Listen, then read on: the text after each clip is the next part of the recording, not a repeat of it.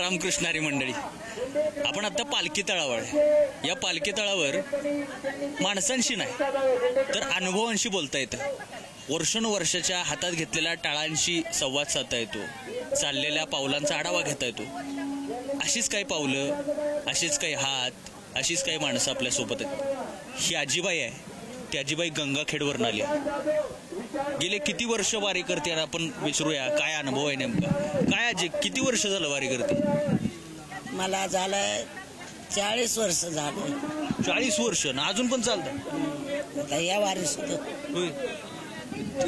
पहिल्यांदा वारी सुरू केली, पण काय म्हणजे कारण काय होतं बाबा वारीवर जायचं? काय नाही, काय कारण नाही. माझ्या माऊलीनं माझ्याकडे बघतील, मला कारण काही नाही. बर, कसं वाटतंय सगळं? काही वाटत नाही. देव महिन्याला यायचंय म्हणलं, देवाच्या वारला यायचंय म्हणलं. दर महिन्याला येतात पंढरपूरला येतात. पंढरपूरला? बर, म्हणजे महिन्याची वारी करता? महिन्याची पंढरपूरची. बर, म्हणजे देवाची वारी करता आणि आता संतांची पण वारी करताय. बरोबर. महिन्याची पंढरपूरची करता. आणि ही आता 6 वर्षाची अपघात. आज किती वारी? मी पहिल्या 2 केल्यात आणि मध्ये बंद केलं. माझा मुलगा वारल्यावर ते आता अजून डबल आले.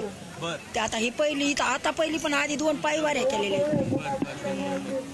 मग काय म्हणजे कसं वाटतं? इकडं आल्यास घराकडे ध्यान येत नाही, काही नाही वाटतं. इकडंच राहावं, रमला जीव. एक महिनाभर किती मोकळं इकडं वाटतंय, निवांत वाटतंय. ज्ञानेश्वर माऊलीची भेट घ्यायला म्हणल्यास काही अडचण आहे का? काहीच नाही. आपल्या इकडं किती बी निवांत आहे, किती बी छान आहे. दमल्यासारखं होत नाही? नाही, कशाचा दम येत नाही, काही नाही होत नाही. म्हणजे तेच बळ देते, माऊलीच बळ देते. ज्ञानेश्वर माऊली आपला. आम्ही काय करतात? काहीच नाही. माऊलीच आम्हाला बळ देते म्हणून आम्ही येतात. एवढ्या माणसाला स्वयंपाक करून घालता, आम्हाला कटळा बी येत नाही. आमचे हात दुखत नाहीत, पाय दुखत नाही, आम्हाला शेणी येत नाही. अशा ह्या आमच्या मराठवाड्यातल्या माता माऊले.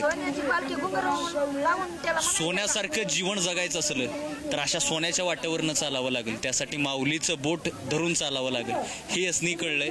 म्हणून संपत्ती सोहळा नावडे मनाला, लागला टकळा पंढरीचा, हे ज्या पद्धतीनं म्हटलं जातं ते याचं उदाहरण आहे. रामकृष्णारी.